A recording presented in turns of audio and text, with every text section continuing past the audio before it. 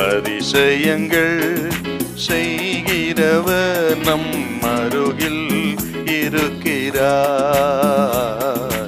அற்புதங்கள் செய்கிறவர் என்றும் நமக்குள் வசிக்கிறார். எசேக்கியேல் தீர்க்கதரிசன புஸ்தகம் 36ஆம் அதிகாரம் 31வது வசனம். அப்பொழுது நீங்கள் உங்கள் பொல்லாத மார்க்கங்களையும் உங்கள் தகாத கிரியைகளையும் நினைத்து உங்கள் அக்கிரமங்களின் நிமித்தமும் உங்கள் அருவருப்புகளின் நிமித்தமும் உங்களையே அரோசிப்பீர்கள். இந்த அதிகாரத்திலே தேவாலயம் திரும்ப கட்டப்படுவது குறித்து, இஸ்ரவேல் தேசம் திரும்ப கட்டப்படுவது குறித்து, தேவனுடைய ராஜ்யம் திரும்ப கட்டப்படுவது குறித்து எசேக்கியேல் தீர்க்கதரிசியினுடைய பார்வை. என்ன, இஸ்ரவேல் ஜனம் பாவம் செய்து கர்த்தருக்கு விரோதமாக செயல்பட்டு அவர்கள் பாபிலோனுக்கு சிறைகளாக போயிருக்கிறார்கள். அந்த சிறையிருப்பிலே தான் எசேக்கியேல் அங்கே பாபிலோன் இருக்கிறார். பாபிலோன் சிறையிலிருந்து தீர்க்க தரிசனம் உரைத்தவர் எசேக்கியேல் தீர்க்கதரிசி.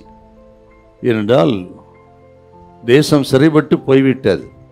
கிமு 586 முற்றிலுமாய் தேவாலயம் சுட்டெரிக்கப்பட்டு தேசமே சீரழிந்து போய்விட்டது.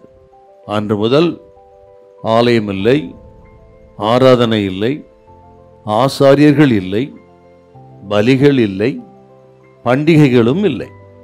இப்படி எதுவுமே இல்லாமல் போயிடுச்சுங்க. சொல்லப்போனால் எல்லாம் சீர்கெட்டு போய்விட்டது.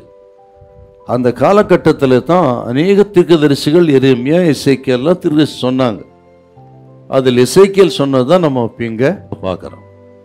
ஆலயம் திரும்ப கட்டப்படும், தேசம் திரும்ப கட்டப்படும், தேவனுடைய ராஜ்யம் மறுபடியும் கட்டப்படும் என்று சொல்லிவிட்டு அதுக்கு என்ன தேவை அப்படின்னா அதுதான் வாசித்த வசனங்கள். தேவ ஜனம் பாவத்தை வெறுக்க வேண்டும், அரோசிக்க வேண்டும், சீ என்று அதை வெறுத்து ஒதுக்க வேண்டும்.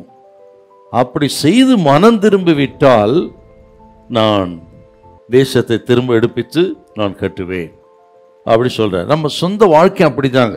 ஒருவேளை இது எது வரைக்கும் ஆண்டவரே, ஏன் இப்படி கர்த்தாவே, தலைக்கு மீறி பிரச்சனை போய்விட்டது, இந்த பிரச்சனைக்கு முடிவு உண்டாகுமா என்று பல கேள்வியோடு இருக்கலாம். நீங்க அந்த கேள்விக்கெல்லாம் ஒரே பதில், நீங்கள் தேவனிடத்தில் சேர்ந்தால் அவர் உங்களிடத்திலே சேருவார்.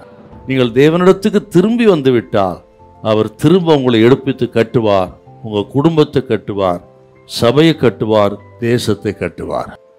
பாவத்தை ஒத்துக்கொள்ளணும், அதை அறிக்கை செய்து விட்டு விடும் பொழுது இரக்கத்தை பெறுவார்.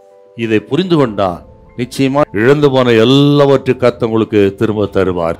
நீங்கள் வாழ்வு பெறுவீர்கள். ஹல்லேலூயா, ஹல்லேலூயா.